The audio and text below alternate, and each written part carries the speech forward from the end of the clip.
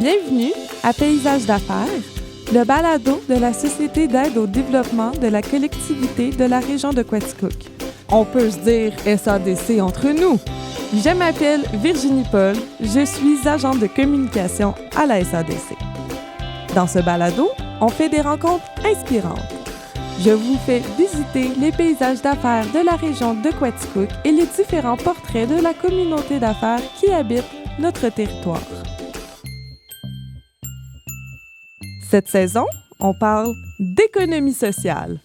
Qu'est-ce que ça mange en hiver? Quelle est la différence avec l'entreprise privée? Comment faire de l'économie sociale? Écoutez, on va répondre à toutes ces questions ensemble lors des 6 prochains épisodes de Paysages d'affaires. Venez avec moi, on part à l'aventure!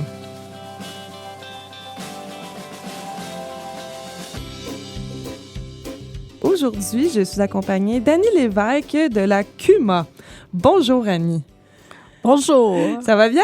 Ça va très bien. Oui. Est-ce que tu pourrais nous parler un peu, c'est quoi la CUMA? C'est quoi ces 4 lettres? C'est quoi ça veut dire? Une CUMA, dans le fond, c'est une coopérative d'utilisation de matériel agricole. Ah. C'est une coopérative en bonne et due forme.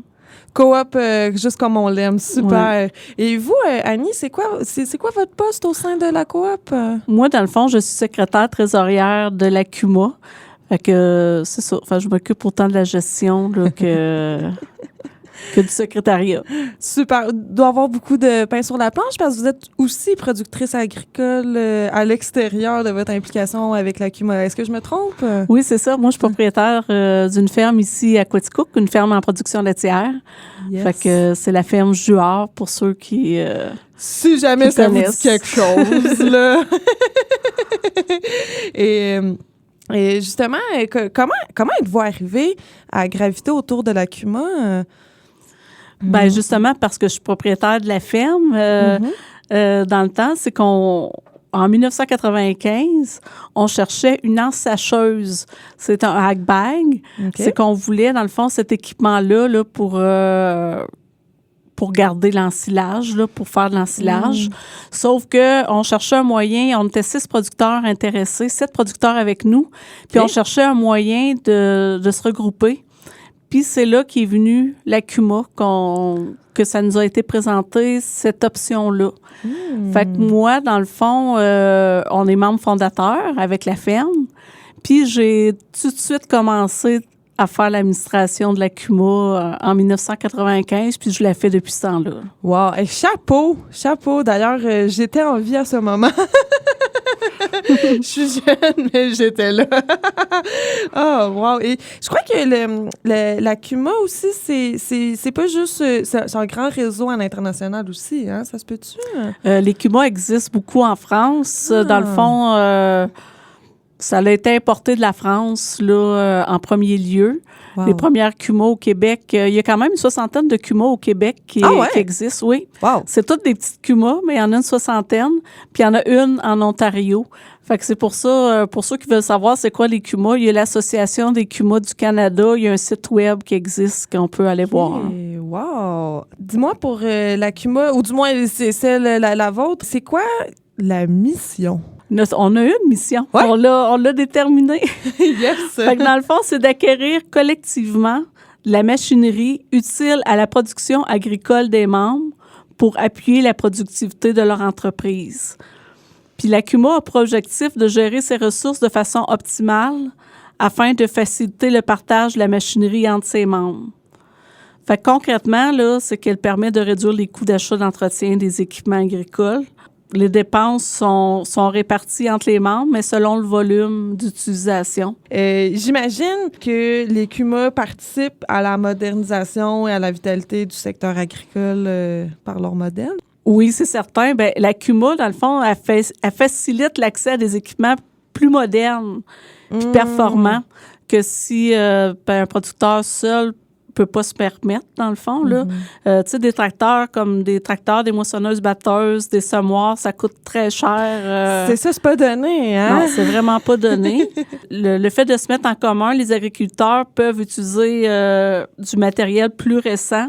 sans devoir l'acheter seul, comme je disais. Ben, tout ça, ça favorise l'adoption de nouvelles technologies, là. En quoi le modèle coopératif est-il pertinent dans le modèle agricole pour l'ACUMA, par exemple? Ben, le modèle coopératif, à part, c'est sûr que je viens de parler, il y a le côté que ça diminue les charges, mais si on oublie ce côté-là, là, il y a toute l'entraide et la collaboration qu'il y a entre les producteurs. Ah, ouais. Ça renforce un véritable esprit de solidarité au sein de la communauté agricole parce qu'ils ont à se parler, ils ont à s'entendre, à communiquer pour utiliser leur machinerie. Ils sont obligés de faire des rencontres entre les branches. Une branche, là, dans le fond, c'est soit une machinerie ou un chantier de travail, là.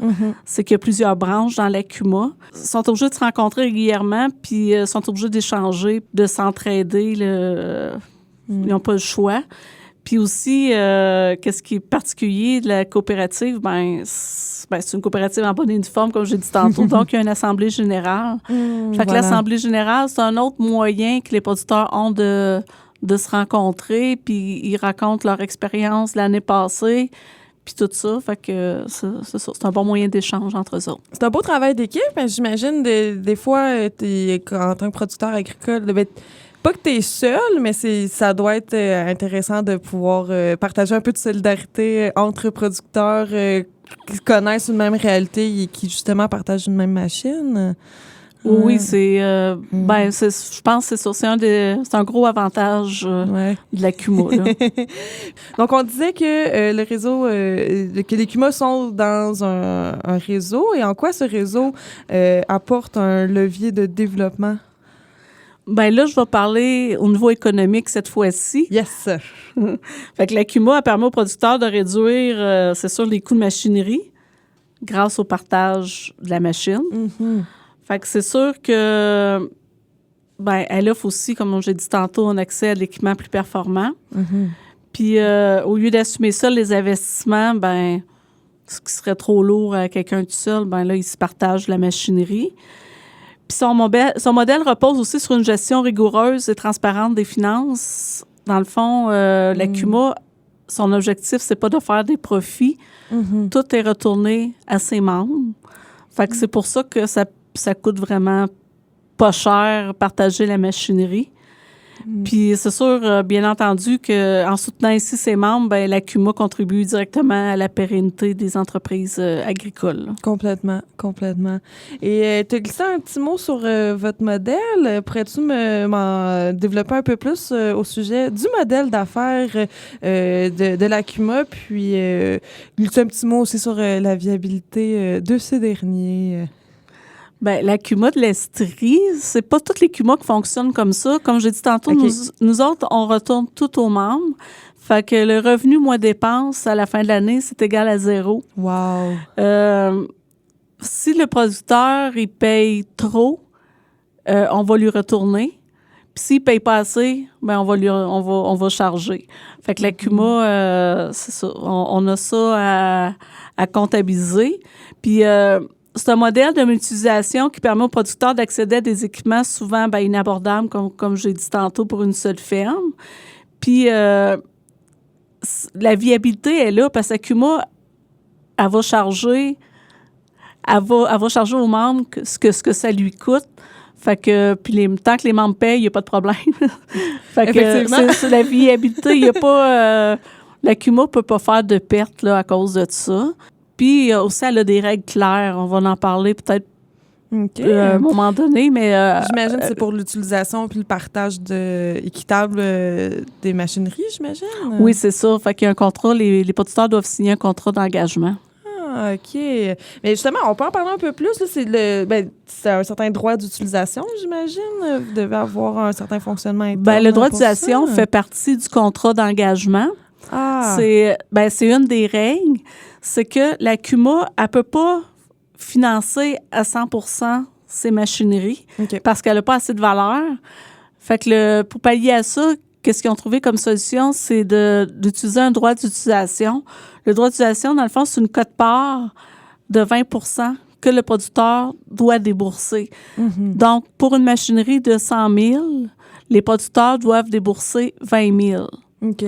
Puis s'ils sont 2 producteurs, ça va être 10 000 chaque. Puis s'ils sont plus, on divise par le nombre de producteurs. Fait que pour le producteur, c'est un placement, c'est pas une dépense. C'est comme s'il prêtait la différence la banque, elle nous prête 80 puis le producteur nous prête 20 Vraiment intéressant comme modèle. Est-ce que vous en avez des... sur une machine, mettons, là, vous disiez qu'il y a plus qu'il y a de producteurs, moins que ça finit par coûter cher. C'est jusqu'à combien de producteurs que vous avez sur... La plus grosse branche, elle a 30 membres. Ouh! Oh mon Dieu. C'est de la gestion. C'est beaucoup de gestion. Ouais. Bravo. C'est pour quelle machine? C'est les semoirs Brion. OK. Il y a 4 semoirs dans une branche. C'est presque, je te dirais, c'est presque 4 branches dans une. Okay. C'est qu'ils ont décidé de séparer ça par secteur. Ah ouais. C'est-à-dire, il y a Saint-Malo, il y a Boston, Quetzcook, puis Compton.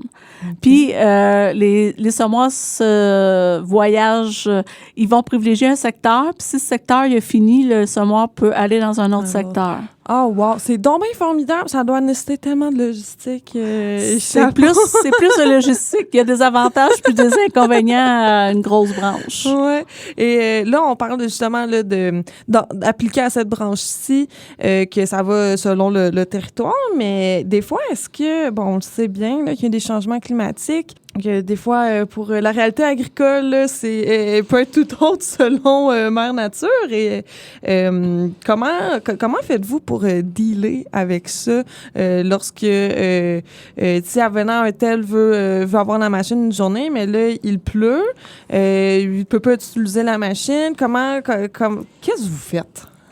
C'est sûr que c'est un défi. C'est un défi même quand tu es tout seul, dans le fond, là, mais... ouais, mais là, c'est à plusieurs. Mais là, quand on est plusieurs sur une machinerie, par exemple, le temps, je sais pas si c'est pour les semences, par exemple. Ben là, le semoir doit se promener. Tout le monde peut être prêt en même temps. Mais les producteurs, ils ont tout un groupe. Chaque branche a son groupe Messenger, normalement. Ah ouais. Fait que c'est de la communication, tout simplement. Ouais. Ils se parlent entre eux autres. Ils disent, moi, je suis prêt, je pourrais l'avoir tant de temps, mon terrain est prêt. Un autre, moi, je suis pas encore prêt, ben ça peut attendre. C'est le même que ça se fait, là, tout simplement. Wow. C'est juste la communication. Puis Messenger, franchement, là, a aidé grandement parce que quand on l'avait pas dans le temps, quand on a commencé, ça n'existait pas, là. C'était plus par téléphone, puis tu sais, il fallait appeler... Des courriels. Ouais, ou des courriels. Mais encore là, des courriels, les producteurs, j'avoue, qui ont comme... ils ont comme fait le faux. Hein? Ils ont plus fait le saut au téléphone puis Messenger. On dirait les courriels, ils l'ont pas adopté, ça. Puis ça prend une organisation efficace, c'est sûr. Puis il y a un responsable de branche aussi. Ah, OK, c'est bon. Souvent, on va contacter le responsable de branche en premier, puis lui va déléguer. C'est que dans ce cas-là, pour la température, l'utilisation des machineries plus performantes, elle devient essentielle. Mm-hmm. C'est qu'on n'utilisera pas les plus petites machineries moins performantes parce que ça prend plus de temps. Mm-hmm. On ne gagnera pas en efficacité. Fait que ça prend des machineries un peu plus performantes. Ça va coûter un peu plus cher, mais ça va coûter moins cher parce qu'ils sont plusieurs. C'est ça, oui. Ah, c'est tellement intéressant. Puis, j'aimerais qu'on parle un peu des membres qui, encore une fois, je salue leur dévouement pour la communication interne qui doit être complexe et qui est essentiel. Comment ils s'impliquent concrètement? C'est dans leur branche, j'imagine? À l'extérieur de l'AGA, mettons? Oui, bien, chaque membre, comme j'ai dit tantôt, chaque branche a leur responsable de branche. C'est ça. Fait qu'ils s'impliquent vraiment dans leur branche. Mm-hmm. Ils sont souverains de leur branche, finalement. OK. Chaque membre est responsable. Ils ont toute la flexibilité nécessaire dans leur opération. Ils peuvent choisir d'entretenir eux-mêmes leur machinerie ou de faire entretenir par quelqu'un. Ils peuvent même conduire la machinerie, équipement ou de choisir un opérateur. Fait que chaque branche décide comment va fonctionner la branche. Okay. C'est eux autres mêmes qui forment leur équipe. avec qui veulent travailler. C'est pas tout le monde qui peut embarquer dans une branche. C'est que les producteurs se choisissent eux autres mêmes. Ils peuvent être juste 2, comme j'ai dit, comme ils peuvent être 30. Wow!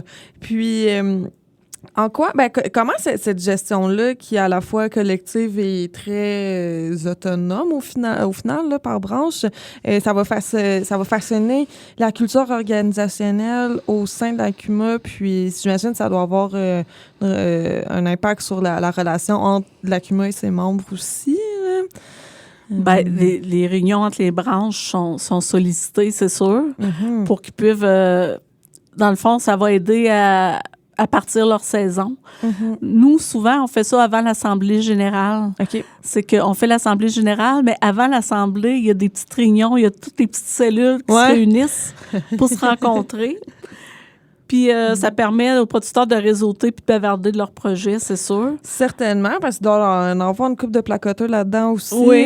Tu sais, qui sont contents de se voir, qui n'ont pas la broue dans le toupette non plus. Là. Les conseils d'administration sont assez animés, j'avoue.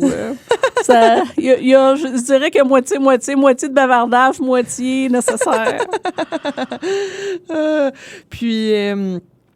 justement, tantôt on parlait de droit d'utilisation, mais est-ce qu'il y a... c'est ça, tu avais parlé d'un contrat d'engagement, ça se peut-tu? Oui. C'est ça, hein? C'est la base. Tout est dans tout, c'est ça, là, c'est la base. Puis, ça, j'imagine... ça va venir de vous, du CA, de l'ACUMA, vers les membres des branches. Donc, à chaque branche, chaque fois qu'un membre décide de partir d'une branche, il y a un contrat d'engagement à signer, dans le fond. Puis le contrat encadre l'utilisation d'une ou plusieurs machineries, parce qu'on peut avoir, comme j'ai dit tantôt, dans une branche, on peut avoir plus qu'une machinerie. Puis lorsqu'un producteur adhère à une branche, c'est sûr qu'il doit signer le contrat. On y indique notamment un nombre minimal d'unités. Ça veut dire, si c'est du semoir, ça va être en acre. Le producteur doit s'engager à utiliser minimalement la machine avec en unité. S'il fait moins, il va être obligé de payer pareil. C'est comme ça que vous faites pour le savoir. OK. Oui. Par les chiffres que vous pouvez faire un tracking de selon l'utilisation par rapport aussi au prix payé. Là. Oui, c'est ça. Pas le choix d'avoir un minimum parce que nous, on a un engagement envers la banque. Comme je dis, on emprunte quand même 80 de la machinerie. Puis la manière que c'est calculé, c'est pas compliqué, c'est que on calcule l'amortissement, les intérêts, les assurances, les frais d'entretien. Puis ça, on cherche aux membres, puis on divise ça selon le nombre d'unités d'utilisation. Fait que celui qui fait plus paye plus, celui qui fait moins paye moins, selon l'utilisation. C'est comme ça que ça fonctionne. Dans le contrat d'engagement, il y a aussi certaines autres responsabilités comme de remettre la machinerie en bon état. C'est qu'ils doivent assurer la lubrification, je sais pas, là, le graissage, là, avant de le remettre au prochain. Puis il faut que la machinerie soit propre. Il faut qu'ils le remettent en bon état, là, à chaque utilisateur. Ils peuvent aussi décider c'est qui entrepose la machinerie, qui l'entretient, tout ça. Là. OK, c'est beaucoup de détails, beaucoup de petits angles morts, mais ça se tient, ça crée un tout qui est cohérent et autonome au final, au sein d'une même branche. Là, donc, oui, là, on est en train d'avoir un outil de gestion qu'on a fabriqué de toutes pièces, finalement, avec... c'est ça qu'on va été chercher une subvention avec la Caisse des jardins de Quaticook. Non, c'est la Caisse des jardins des Verts Sommets de l'Estrie. Exactement. Et le MAPAC. Puis eux autres, ils ont subventionné ce projet-là, mais ça va nous aider vraiment pour les contrats d'engagement. Puis ça va tout automatiser certaines tâches, puis calculer automatiquement les frais. Ça va vraiment... Parce que là, on avait un paquet de tableaux Excel pour tout calculer, mais là, ce projet-là va être... va nous aider, là. Bien, certainement, parce que, il me semble, corrigez-moi si je me trompe, mais je pense que c'est ça, l'ACUMA, vous avez votre conseil d'administration, puis sinon, en tant que tel, il n'y a pas comme d'employés ou de direction générale, ou de... C'est vraiment, c'est les branches, c'est les producteurs, le pont, il est direct entre Le CA, donc effectivement, j'imagine que ce logiciel-là doit faire une belle économie de temps aussi, parce que vous avez votre ferme aussi à vous, là, à l'extérieur de tout ça. Oui, c'est là. ça. Bon, on est 2 secrétaires. Moi, je suis là, mais il y a aussi Julie Richer. On est 2 secrétaires trésorières pour la CUMA de l'Estrie, mais à temps partiel. C'est ça, est-ce qu'il y a d'autres personnes qui sont dans l'équipe temps partiel? Ça, il n'y a personne qui est à temps plein, là. Non. Non, c'est ça, c'est tout géré par le CA. Bénévolat, Ouais. moitié bénévolat, moitié... Ah, vous êtes bonne! Oh, wow! Sinon, au sujet de la gouvernance, est-ce que... Y a-t-il des choses que j'ai pas nommées? Que, justement, là, que vous êtes un petit conseil d'administration avec les membres au sein de la coop. Y a-t-il d'autres angles morts? Qu'est-ce qui est le fun de dire? C'est sûr que c'est une petite coopérative, Ouais. mais on a les mêmes règles que les grosses coopératives. Fait que la CUMA fonctionne quand même démocratiquement. C'est un membre égale un vote. Toujours? Ah, c'est bon, Fait que ça, faut le répéter. Ouais. Fait qu'à l'Assemblée générale, c'est comme ça fonctionne. Puis c'est le membre de la CUMA, pas de la pas ultimement producteur. de la branche, c'est ça. Mais si un même producteur peut être dans plusieurs branches, mais il y a quand même Juste un un seul vote. vote. Ah, voilà. C'est bon. Il n'y a pas plus de... Non, c'est ça. OK, donc c'est comme ça que les décisions sont prises. Oui, mais il n'y a pas, à super. l'Assemblée générale, il peut y avoir quelques décisions, comme, par exemple, on a décidé que le forfait, on n'avait pas le droit d'en faire, sauf pour les membres de la CUMA. Une branche n'aurait pas le droit de faire du forfait. OK. Est obligé de... C'est juste les membres qui peuvent utiliser la machinerie, autrement dit. Oui. Ça a été décidé à l'Assemblée générale. Ah, c'est important, ça, c'est bon. Ah, puis... sinon, c'est ça, donc j'aimerais qu'on parle un peu plus de ton rôle à toi, qui ultimement, tu finis par être un peu la gestionnaire. Indirectement, oui, c'est ça. Puis, plus précisément, là, comment s'organise ton temps dans les différents rôles opérationnels? Là, c'est sûr, il y a le logiciel qui vient apaiser, j'imagine, beaucoup la charge de travail, mais au-delà de tout ça, à quoi ça a l'air? C'est ça, comme je dis, on est 2.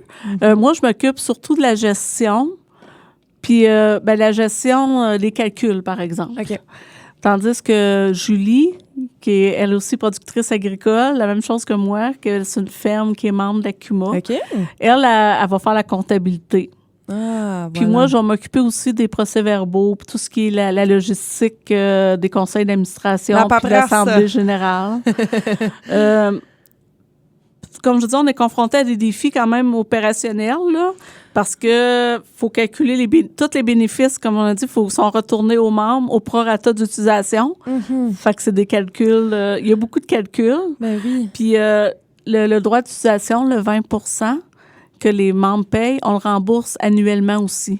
OK. Fait que si la machine est financée pour 5 ans, par exemple, dans 5 ans, le producteur va avoir au complet son argent.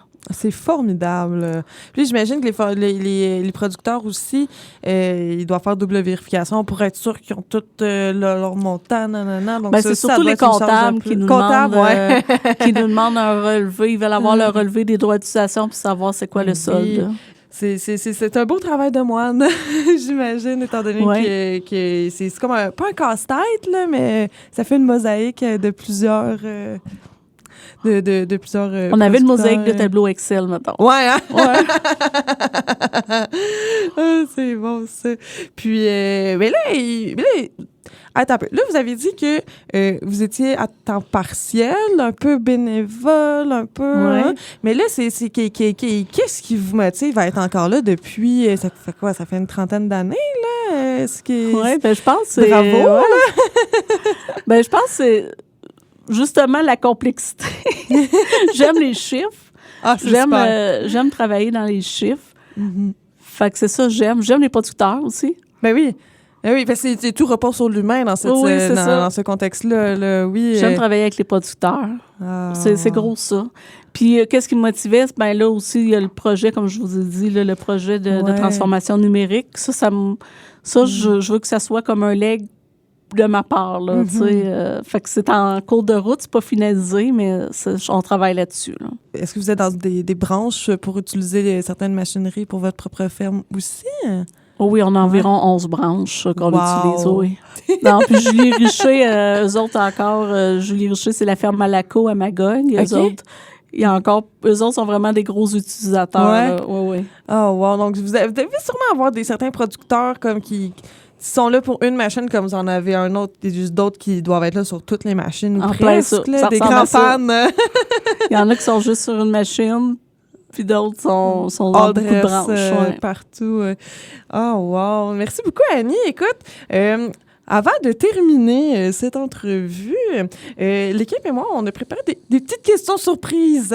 Mais il n'y a pas de stress à y avoir. Là, c'est juste un petit... comme on dit en anglais, this or that, ceci ou cela en français. Donc, je vais te donner un choix en 2 options et évidemment qui sont très difficiles à faire. Petit faux dilemme amical ici. Et il va falloir que tu me donnes une réponse entre A ou B. Et bon, je te donne le droit aussi de me donner un peu d'anecdotique si tu veux garnir ta réponse. Donc, est-ce que tu serais prête à te donner au jeu? Je suis prête. Super. Donc, regarde, tantôt, on parlait des machines modernes et de la technologie. On va commencer facile. Là.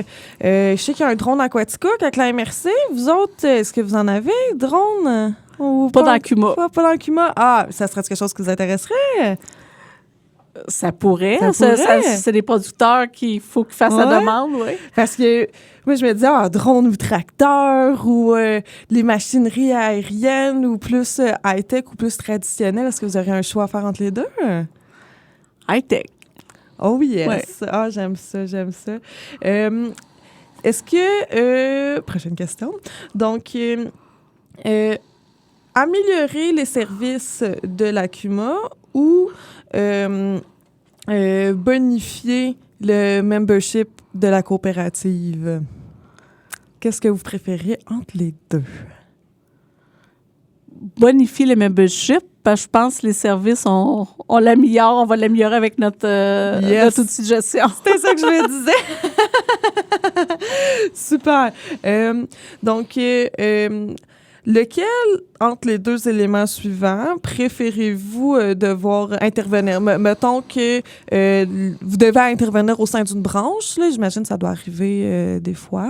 Là. Ça arrive. Ça arrive. Là. Mettons que vous devez intervenir soit auprès de la gestion du temps ou auprès de le matériel, vraiment, l'équipement. Là. Qu'est-ce que vous préférez devoir régler comme conflit? Ça doit être plus compliqué un peu. Mon Dieu. Je vais penser en termes si le conseil d'administration devait intervenir. Là. La gestion du temps serait peut-être plus facile. Ah, super. Et bon, une petite dernière pour boucler le tout, justement en parlant de gestion du temps. Saison à l'avance ou saison en retard? Que préférez-vous? À l'avance, c'est sûr. C'est-tu le cas en ce moment ou...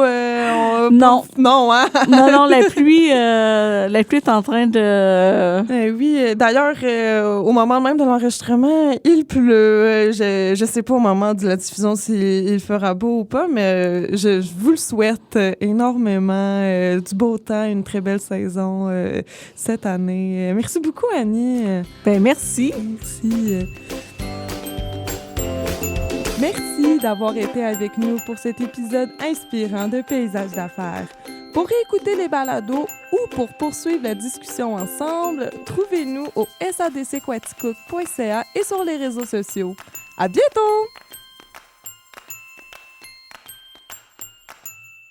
Développement économique Canada pour les régions du Québec appuie la SADC.